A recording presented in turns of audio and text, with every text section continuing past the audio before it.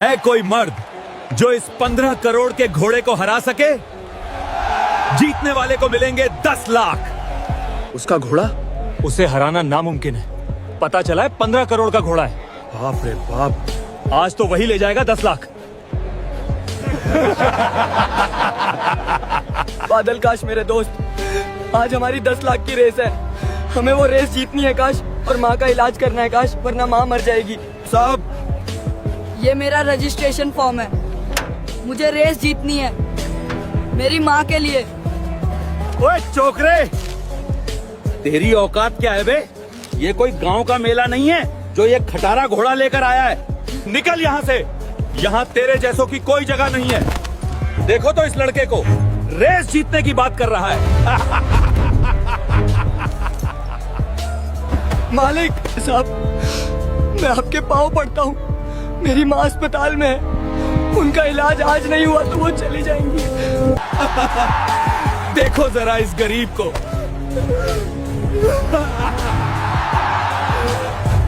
मुंबई की धूप आज गर्मी से ज्यादा घमंड बरसा रही थी। शहर के सबसे बड़े और आलीशान race course the imperial turf में हर तरफ सिर्फ अमीरी की बू आ रही थी। वहां खड़ी हर एक गाड़ी की कीमत इतनी थी कि एक आम इंसान की 7 पुश्तें बैठकर खा सकती थीं। लोग महंगे डिजाइनर कपड़े पहने, हाथों में बर्फ से ठंडी वाइन के ग्लास लिए बेट शर्त लगा रहे थे। आज साल की सबसे बड़ी डर्बी रेस थी, वो रेस जिसका इनाम पूरे 50 लाख रुपए था। इस भीड़ के बीच एक शख्स ऐसा था जिसे देखकर लगता था कि कानून ने उसे यहां आने की इजाजत कैसे दे दी। वो था 28 साल का आर्यन सिंह। आर्यन सिर्फ अमीर नहीं था, वो बेहिसाब घमंडी था। उसके पास दुनिया के सबसे बेहतरीन नस्ल के घोड़े थे, लेकिन उसका सबसे बड़ा गुरूर था उसका काला घोड़ा स्टॉर्म।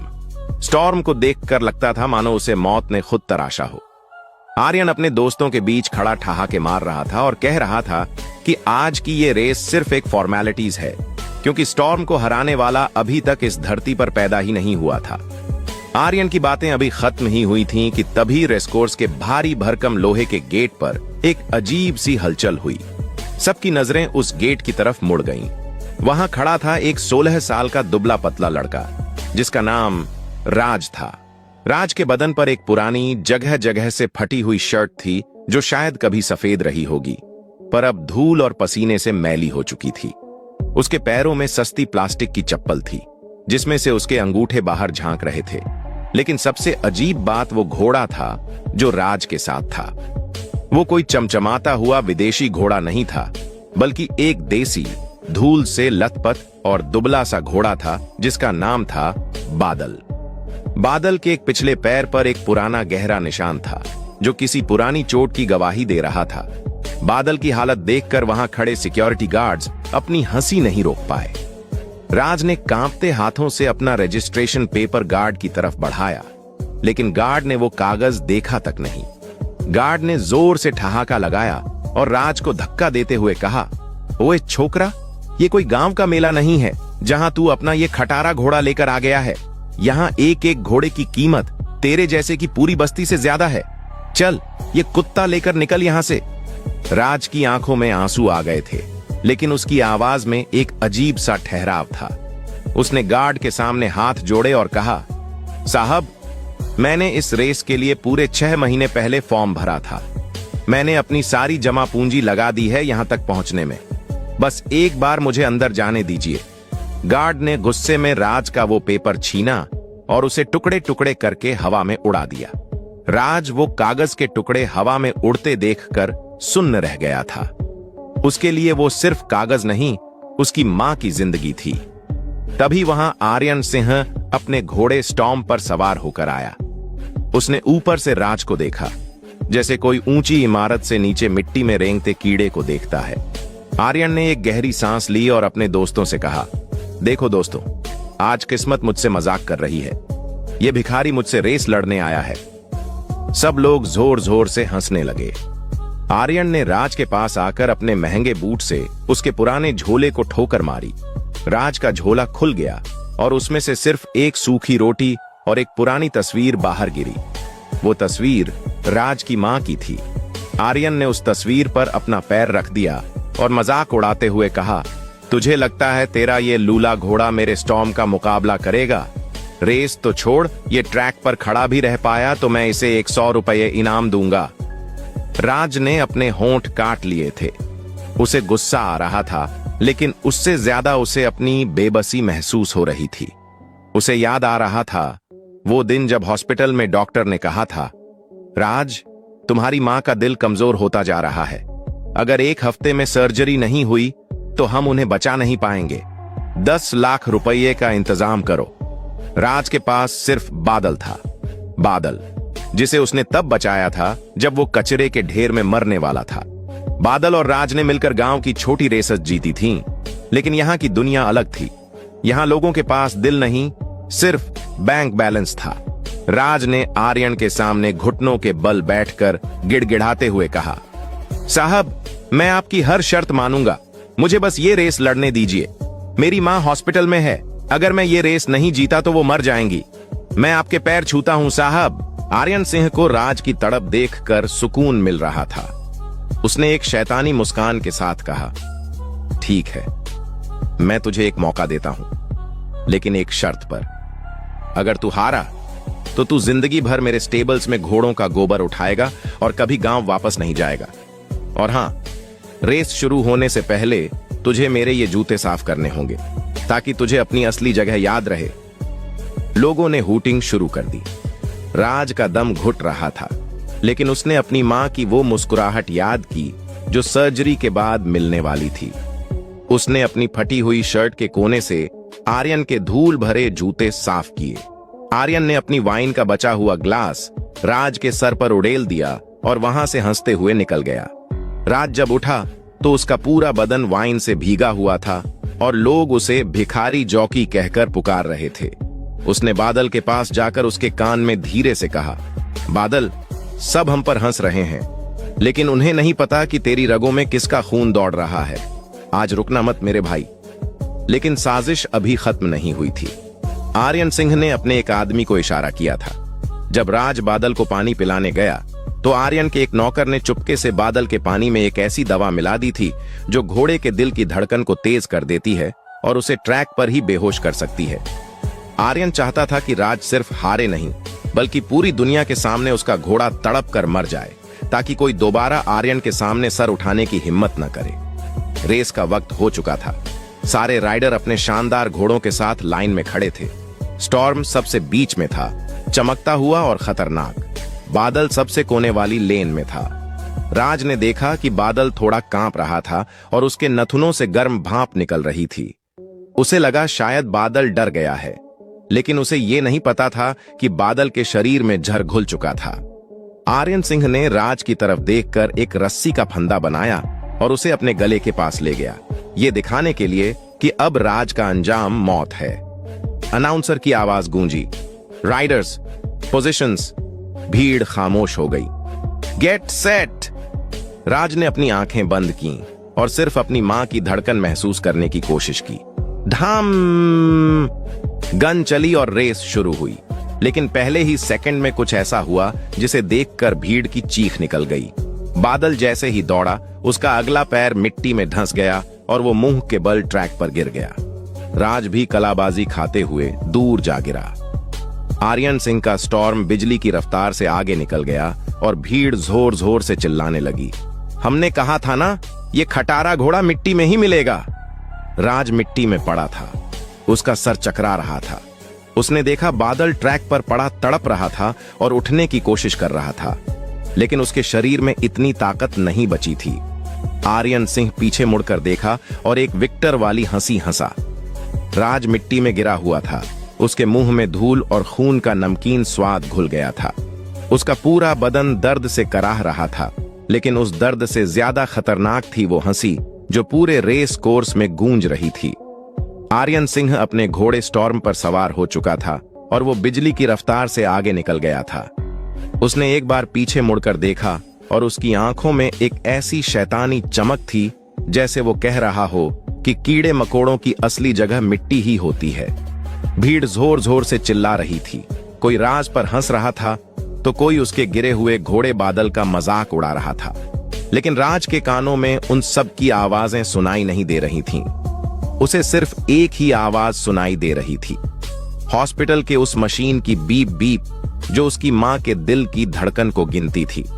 उसे डॉक्टर के वो शब्द याद आ रहे थे, राज, तुम्हारी मां की सर्जरी के लिए सिर्फ 6 घंटे बचे हैं।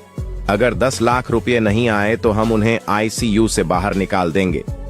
राज ने अपनी आंखें खोलीं।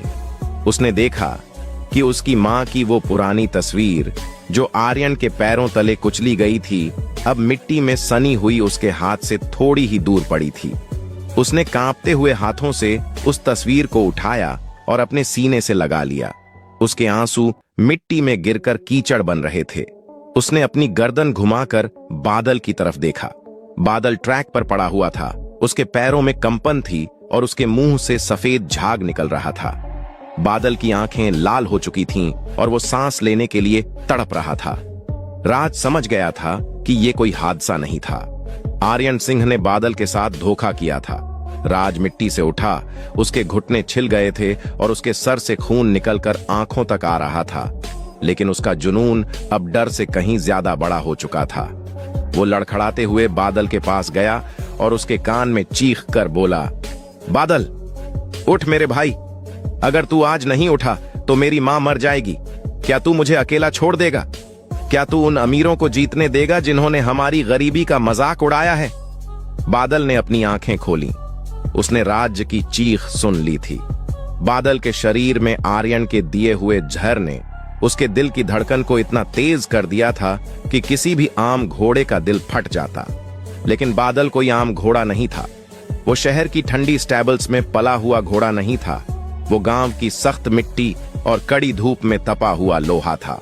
बादल ने एक बार जोर से हिनहिनाया।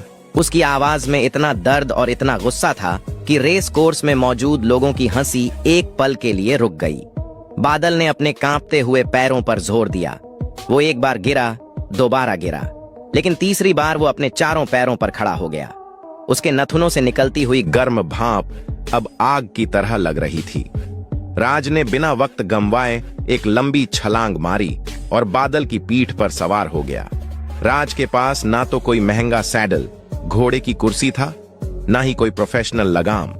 उसके पास सिर्फ वो पुरानी रस्सी थी और उसका वो विश्वास जो उसने 6 महीने की मेहनत से कमाया था। चल मेरे बादल, दिखा दे इन्हें कि मिट्टी का लाल क्या होता है, राज ने चिल्लाकर कहा। बादल दौड़ा। शुरुआत में उसकी रफ्तार धीमी थी, उसके पैर अभी भी लड़खड़ा रहे थे, लेकिन जैसे जैसे उसके शरीर का खून गर्म होता गया, वो झर उसके लिए दवा बन गया। बादल की रफ्तार हर सेकंड के साथ बढ़ती जा रही थी। रेस कोर्स में मौजूद लोग जो अब तक आर्यन के लिए चिल्ला रहे थे, अब हैरान रह गए थे। ये क्या हो रहा है? वो कचरे वाला घोड़ा फिर से कैसे दौड़ने लगा? एक अमीर आदमी ने अपना चश्मा उतार कर कहा। तब तक आर्यन और बाकी घोड़े ट्रैक का आधा रास्ता तय कर चुके थे। स्टॉर्म सबसे आगे था, इतना आगे कि राज और बादल उनके लिए सिर्फ एक दूर का धुंधला निशान थे। आर्यन सिंह ने सोचा था कि राज अब तक हार मानकर रो रहा होगा, लेकिन जब उसने पीछे मुड़कर देखा तो उसके होश उड़ गए। दूर मिट्टी का एक ऐसा गुब्बार उड़ रहा था जैसे कोई तूफान ट्रैक पर आ गया हो। वो राज और बादल थे। आर्यन ने गुस्से में अपने घोड़े स्टॉर्म को जोर से चाबुक मारा। तेज स्टॉर्म, तेज! वो भिखारी हमारे पास नहीं आना चाहिए। लेकिन बादल आज हवा से बातें कर रहा था। वो एक एक करके बाकी घोड़ों को पीछे छोड़ने लगा। पहले उसने 10वें नंबर वाले घोड़े को पीछे छोड़ा, फिर 8वें को, फिर 5वें को। हर घोड़े को पीछे छोड़ते वक्त राज की आंखों में वही पुरानी बेइज्जती का मंजर घूम रहा था। उसे याद आ रहा था आर्यन का वो वाइन भरा ग्लास जो उसके सर पर उड़ेल दिया गया था। उसे याद आ रहा था वो गार्ड जिसने उसे थप्पड़ मारा था। अब ट्रैक का सिर्फ आखिरी मोड़, फाइनल टर्न बचा था। आर्यन का स्टॉर्म अभी भी 20 मीटर आगे था। भीड़ में अब सन्नाटा छा गया था। लोग अपनी सीट्स से खड़े हो गए थे। हर किसी की नजर उस 16 साल के लड़के पर थी जो अपनी फटी हुई शर्ट में मौत को चुनौती दे रहा था। आर्यन सिंह ने देखा कि बादल अब उसके स्टॉर्म के बिल्कुल करीब आ चुका था। आर्यन का डर अब गुस्से में बदल गया। उसने अपने घोड़े को राज की तरफ मोड़ दिया ताकि वो बादल को ट्रैक से बाहर धक्का दे सके। आर्यन ने चिल्लाकर कहा, तू कभी नहीं जीतेगा गरीब, तेरी किस्मत में सिर्फ गोबर उठाना लिखा है। आर्यन ने अपना चाबुक उठाया और रेस के कानून को तोड़ते हुए राज के चेहरे पर जोर से मार दिया। राज की आंख के पास एक गहरा निशान पड़ गया और खून उसके पूरे चेहरे पर फैल गया। राज का संतुलन बिगड़ गया। वो घोड़े से गिरने ही वाला था कि तभी बादल ने अपने शरीर को स्टॉर्म से इतनी जोर से रगड़ा कि आर्यन खुद डगमगाने लगा। राज ने दर्द से कराहते हुए अपने हाथ बादल की गर्दन पर कसे और कहा, बादल, हमें इन्हें हराना नहीं है, हमें इन्हें बताना है कि हम क्या हैं। जीत जा मेरे भाई, मेरी मां के लिए जीत जा। बादल ने अपनी आखिरी ताकत झोंक दी। उसके पैरों के नीचे से मिट्टी आग की तरह उड़ रही थी। अब सिर्फ आखिरी 100 मीटर बचे थे। स्टॉर्म और बादल बिल्कुल बराबर दौड़ रहे थे। आर्यन सिंह ने पूरी ताकत से स्टॉर्म को उकसाया, लेकिन स्टॉर्म की सांस अब फूलने लगी थी। स्टॉर्म को सिर्फ आर्यन के चाबुक का डर था, लेकिन बादल को राज का प्यार और उसकी मां की फिक्र थी। तभी बादल ने एक ऐसी रफ्तार पकड़ी जो किसी भी मशीन या साइंस के बस में नहीं थी। बादल ने अपनी गर्दन आगे बढ़ाई और स्टॉर्म से 1 इंच आगे निकल गया। आर्यन सिंह का चेहरा पीला पड़ गया था। उसने दोबारा राज पर हमला करने की कोशिश की, लेकिन तभी बादल ने एक लंबी छलांग मारी। फिनिश लाइन बिल्कुल सामने थी। 50 लाख रुपए का वो चेक, हॉस्पिटल का वो बिल और आर्यन सिंह का वो घमंड, सब कुछ उसी एक लाइन पर टिका था। राज ने अपनी आंखें बंद कर लीं। उसे बस अपनी मां का चेहरा दिख रहा था। दोनों घोड़े फिनिश लाइन को क्रॉस कर चुके थे। सन्नाटा इतना गहरा था कि हवा की सरसराहट भी सुनाई दे रही थी। किसी को समझ नहीं आया कि पहले कौन पहुंचा। आर्यन सिंह ने गर्व से अपने सर पर हाथ रखा और मुस्कुराया। उसे लगा वो जीत गया। लेकिन तभी डिजिटल बोर्ड पर रिजल्ट्स आए। रिजल्ट्स देखकर आर्यन सिंह के हाथ से उसकी महंगी लगाम छूट गई। भीड़ ने एक ऐसा शोर मचाया कि पूरा मुंबई गूंज उठा। लेकिन राज बादल की पीठ पर ही बेहोश हो चुका था। उसके सर से खून लगातार बह रहा था और बादल भी फिनिश लाइन क्रॉस करते ही मिट्टी में ढेर हो गया था। रेस कोर्स में सन्नाटा इतना भयानक था कि किसी की सांस लेने की आवाज भी साफ सुनाई दे रही थी। डिजिटल बोर्ड पर फोटो फिनिश लिखा हुआ था। आर्यन सिंह अपने घोड़े स्टॉर्म पर बैठा हाँफ रहा था। उसकी आंखों में डर और गुस्सा साफ दिख रहा था। उसने कभी नहीं सोचा था कि एक 16 साल का कचरे वाला लड़का उसके 15 करोड़ के घोड़े की गर्दन तक पहुंच जाएगा। राज बादल की पीठ पर झुका हुआ था। उसका चेहरा मिट्टी और खून से सनी हुई शर्ट की तरह लाल हो चुका था। वो बेहोश था, लेकिन उसके हाथ बादल की गर्दन से ऐसे लिपटे हुए थे मानो वो रस्सी नहीं, उसकी अपनी जिंदगी हो। तभी डिजिटल बोर्ड पर एक बड़ा सा 9 चमका। बादल का नंबर। उसके नीचे बड़े अक्षरों में लिखा था, विनर बादल, जॉकी राज। पूरा स्टेडियम एक पल के लिए रुका और फिर एक ऐसा शोर उठा कि मानो आसमान फट गया हो। लोग अपनी सीट से कूदने लगे। राज राज बादल के नारे गूंजने लगे। अमीरों की वो महफिल जहां सिर्फ आर्यन का नाम लिया जाता था, आज एक गरीब लड़के के कदमों में थी।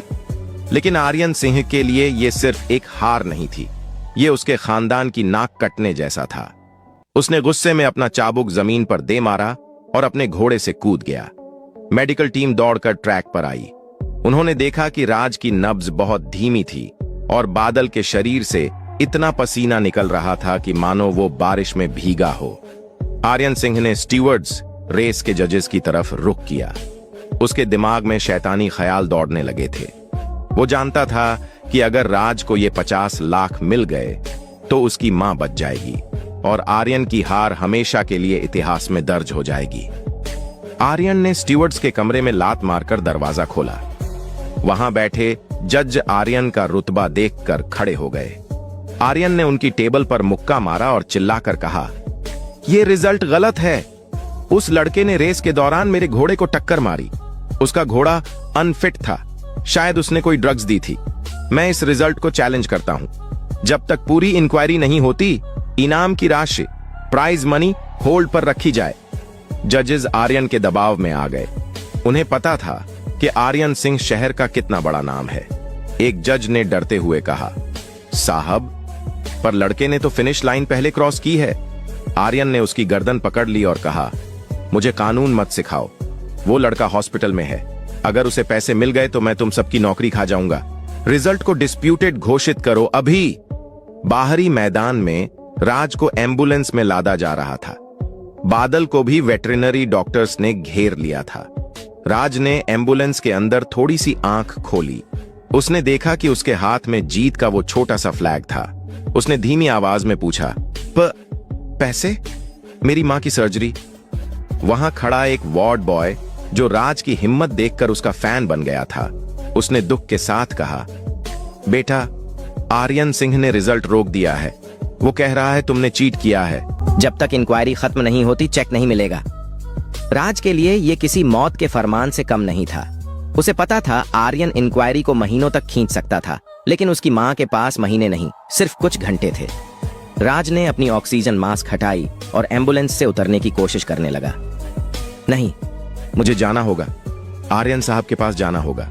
वो मेरी मां को मरने नहीं देंगे। वहां मौजूद लोगों ने उसे रोकने की कोशिश की, लेकिन राज का जुनून किसी तूफान से कम नहीं था। वो लड़खड़ाते हुए एम्बुलेंस से बाहर निकला। उसका सर घूम रहा था। हर कदम पर मौत उसे बुलाती थी, लेकिन वो घुटनों के बल घिसते हुए आर्यन के कैबिन तक पहुंच गया। आर्यन वहां वाइन का ग्लास लिए खड़ा था, जीत की खुशी मना रहा था।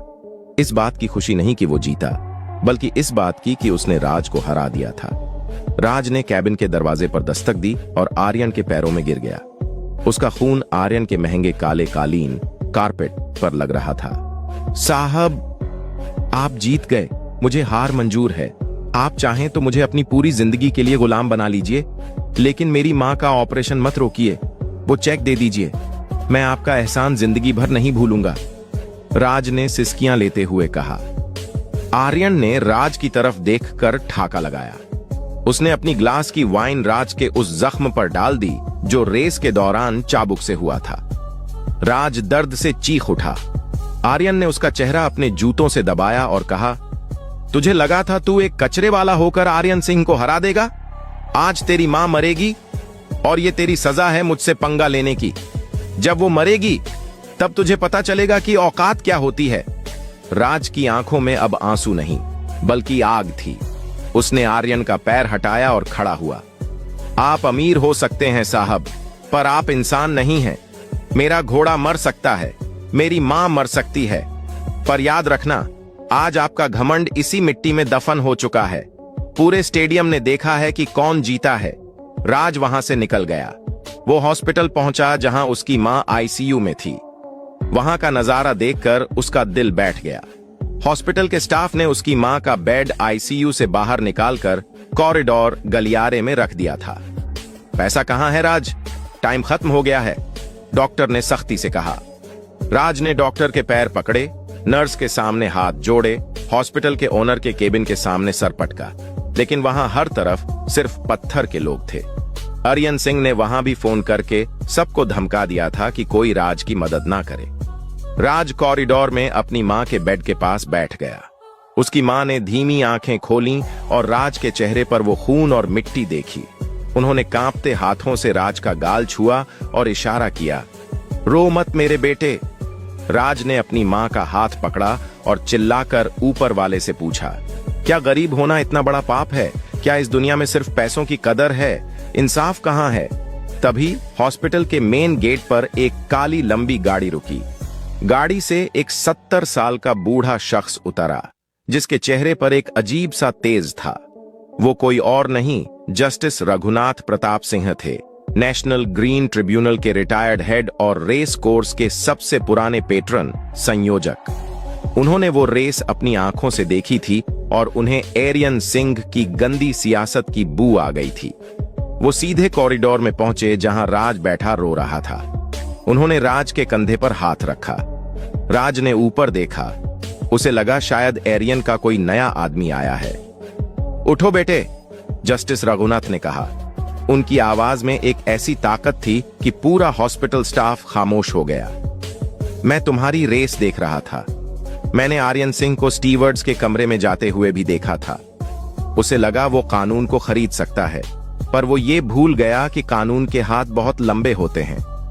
जस्टिस रघुनाथ ने अपने फोन से हॉस्पिटल के डीन को कॉल लगाया।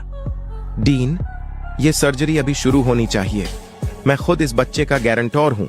और सुनो, अगर इस औरत को कुछ भी हुआ तो कल तुम्हारा हॉस्पिटल सील हो जाएगा। डीन भागता हुआ आया और राज की मां को तुरंत ऑपरेशन थिएटर में ले गया। राज वहां सुन्न रह गया था। जस्टिस रघुनाथ ने राज की तरफ देखा और मुस्कुराए। इंसाफ थोड़ा देर से मिलता है राज, पर मिलता जरूर है। आर्यन सिंह को लगता है वो जीत गया, पर अभी उसकी असली रेस शुरू होने वाली है। उसी वक्त आर्यन सिंह के पास एक लीगल नोटिस पहुंचा। उसमें लिखा था कि रेस कोर्स की पूरी इंक्वायरी अब सीबीआई करेगी और आर्यन सिंह की सारी संपत्ति, प्रॉपर्टी इंक्वायरी तक फ्रीज कर दी गई है। आर्यन का चेहरा सफेद पड़ गया। उसने राज को बर्बाद करने की कोशिश की थी, पर उसने खुद अपने ही पैरों पर कुल्हाड़ी मार दी थी। लेकिन असली धमाका तो अभी होना बाकी था। हॉस्पिटल में ऑपरेशन थिएटर की लाइट बंद हुई। डॉक्टर बाहर आए। राज की धड़कन रुक सी गई थी। डॉक्टर, मेरी मां। हॉस्पिटल के ऑपरेशन थिएटर के बाहर की वो लाल लाइट जैसे ही बुझी, राज का दिल एक पल के लिए रुक गया था। उसे ऐसा लगा मानो पूरी दुनिया की रफ्तार थम गई थी। उसने देखा कि डोर धीरे से खुला और सर्जन बाहर आए। डॉक्टर के चेहरे पर पसीना था और उनकी आंखों में थकान थी, लेकिन उनकी एक हल्की सी मुस्कुराहट ने राज के सीने से जैसे बर्फ का एक भारी पत्थर हटा दिया था। डॉक्टर ने राज के पास आकर उसके कंधे पर हाथ रखा और धीरे से कहा, राज, तुम्हारी मां की सर्जरी कामयाब रही। वो खतरे से बाहर हैं। तुम्हारी हिम्मत ने उन्हें बचा लिया।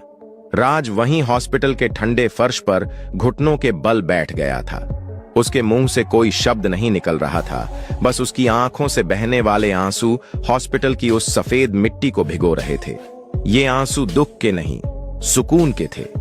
उसने ऊपर की तरफ देखा और अपने भीगे हुए हाथों को जोड़कर उस खुदा का शुक्रिया अदा किया जिसने आज एक गरीब की लाज रख ली थी।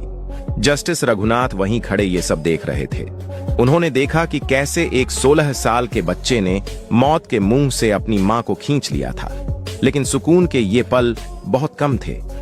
जस्टिस रघुनाथ ने राज को सहारा देकर उठाया और कहा, राज, तुम्हारी मां अब सेफ हैं, लेकिन तुम्हारी रेस अभी खत्म नहीं हुई है। बादल की हालत अभी भी नाजुक है और आर्यन सिंह अभी भी आजाद है। राज ने अपनी आंखें पोंछी। उसकी आंखों में अब एक नई चमक थी। उसे पता था कि जब तक वो आर्यन सिंह को उसके किए की सजा नहीं दिलवा देता, तब तक ये इंसाफ अधूरा रहेगा। उसी रात जस्टिस रघुनाथ ने अपने सबसे भरोसेमंद वेटनरी डॉक्टर, जानवरों के डॉक्टर को रेस कोर्स के स्टेबल में भेजा जहां बादल को रखा गया था। राज भी उनके साथ था। स्टेबल का माहौल बहुत गमगीन था। बादल एक कोने में पड़ा हुआ था। उसके शरीर पर अभी भी रेस की वो धूल और पसीना चिपका हुआ था। उसके नथुनों से अभी भी गर्म और भारी सांसें निकल रही थीं। बादल ने जैसे ही राज की खुशबू पहचानी, उसने एक बार धीरे से अपनी गर्दन उठाई और हिनहिनाया। वो आवाज इतनी दर्द भरी थी कि वहां खड़े डॉक्टर की आंखें भी नम हो गई थीं। डॉक्टर ने बादल का ब्लड टेस्ट किया और उसकी रिपोर्ट्स देखकर हैरान रह गए। उन्होंने राज और जस्टिस रघुनाथ की तरफ देखकर कहा, इसे आर्सेनिक और डिजिटालिस का एक खतरनाक मिश्रण मिक्सचर दिया गया था। यह दवा घोड़े के दिल को इतना तेज कर देती है कि वो दौड़ते दौड़ते ही दम तोड़ दे। ये चमत्कार ही है कि बादल ने फिनिश लाइन क्रॉस करने तक अपना दम नहीं छोड़ा। इस घोड़े के पास जीने की एक ऐसी वजह थी जो किसी भी जहर से ज्यादा ताकतवर थी। राज ने बादल की गर्दन को सहलाया और उसके कान में धीरे से कहा, भाई, मां ठीक है, तू जीत गया। अब तुझे ठीक होना है मेरे लिए। बादल ने अपनी आंखें बंद कर लीं, जैसे उसने राज की बात समझ ली हो और अब वो आराम करना चाहता हो। जस्टिस रघुनाथ ने वो ब्लड रिपोर्ट अपने हाथ में ली। ये है वो सबूत राज जो आर्यन सिंह की किस्मत लिखेगा। कल सुबह पूरा मुंबई देखेगा कि आर्यन सिंह जिसे स्पोर्ट्समैनशिप कहता था, वो दरअसल एक मर्डर अटेम्प्ट था। अगली सुबह जब शहर जागा तो अखबारों की सुर्खियां बदल चुकी थीं। आर्यन सिंह के महल जैसे घर के बाहर मीडिया का जमावड़ा लग चुका था। पुलिस और सीबीआई की टीम ने सुबह सुबह आर्यन के घर पर रेड मार दी थी।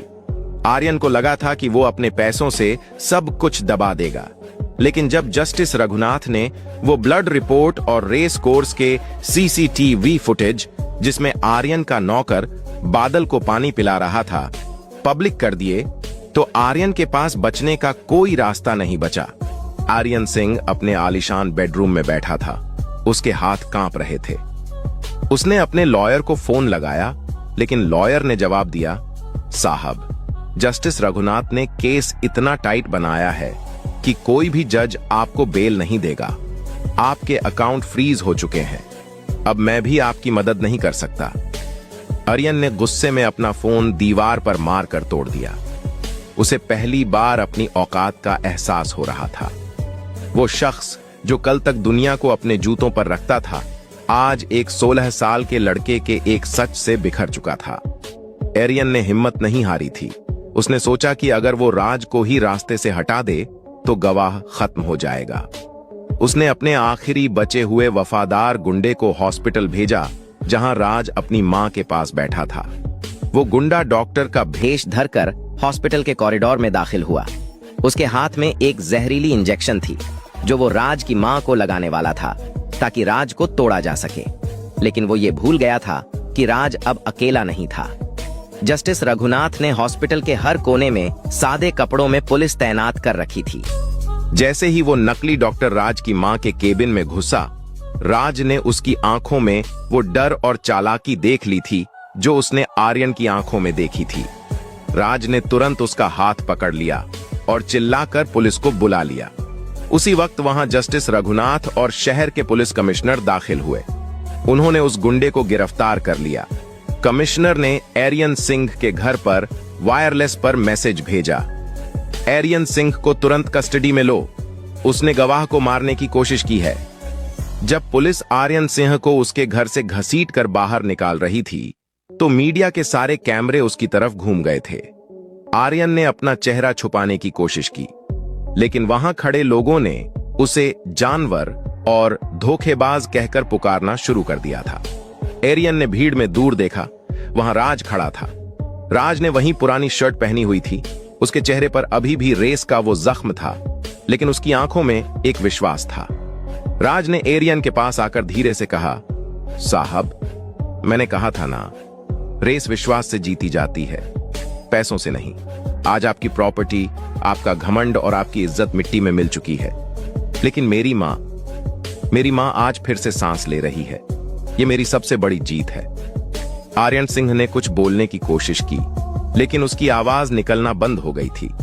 पुलिस ने उसे गाड़ी में डाला और ले गई। आर्यन का वो 15 करोड़ का घोड़ा स्टॉर्म अब रेस कोर्स के स्टेबल्स में अकेला रह गया था, जैसे वो भी अपने मालिक के कर्मों पर शर्मिंदा हो। जस्टिस रघुनाथ ने राज के पास आकर उसे 50 लाख का वो ट्रॉफी और चेक दिया, जो इंक्वायरी के बाद रिलीज कर दिया गया था। ये लो राज, ये तुम्हारा हक है। तुम्हारी ईमानदारी और तुम्हारे जुनून ने आज कानून को हारने से बचा लिया। राज ने वो चेक लिया, लेकिन उसने एक ऐसी बात कही जिसने वहां खड़े हर शख्स का दिल जीत लिया।